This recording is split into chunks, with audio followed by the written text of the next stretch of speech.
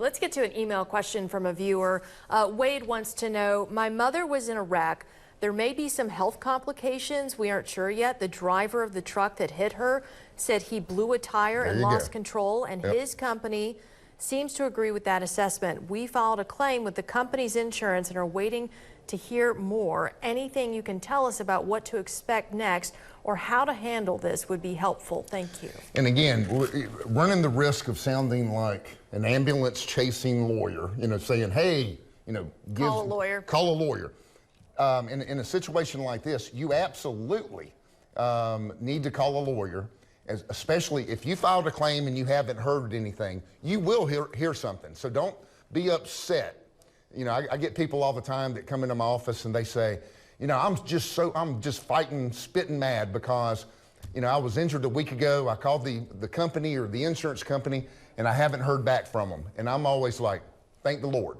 You don't want to speak to that other side because they're going to give you a load of bull half the time, telling you, we are so sorry about the accident. We're so sorry about the injuries, but we need to take a recorded statement so we can try to get this case resolved for you ASAP. Well, guess what? They want it resolved ASAP, but they want it resolved either with them paying you zero or just a minimum amount. And so their job, and I'm not faulting insurance adjusters because everybody has a job and we all have a job to do, but their job is to save as much money as they can for their clients, for their insureds, and then also the insurance company who they work for.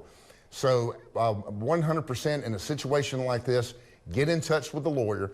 And like I always say, if there's any lawyer worth his or her salt that absolutely knows what they're doing, they'll let you know if there's not a case. We tell more people in a week that they don't need a lawyer than ones that do need a lawyer. So to speak to someone that knows this type of work, and they're not going to, they shouldn't steer you wrong, and then you can find out whether you have a legitimate claim or not. And it sounds like there's many layers to the question too, because it mentioned the company. So the other driver, it was a work car, and so there's questions there about fleet maintenance. Were they, doing what they needed to do, checking the tires?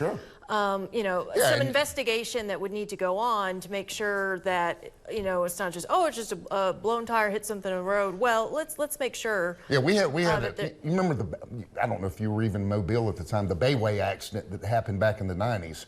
Where it was awful. It happened on the Bayway, several people were killed, and we had a case where we found out that the 18-wheeler that hit our lady, the brakes were bad and had been bad. And the company probably knew that. There's records of it. Not only did they know it, they actually cut the brake line because the brakes were just seized up.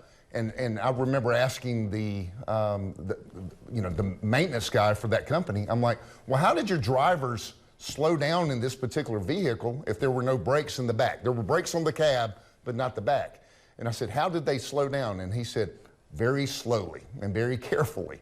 And as a result of that, and that not only negligence, but just willful neglect and recklessness, our lady was horribly injured. And we were able to get all those records. You can subpoena all those records, the safety records and things of that nature.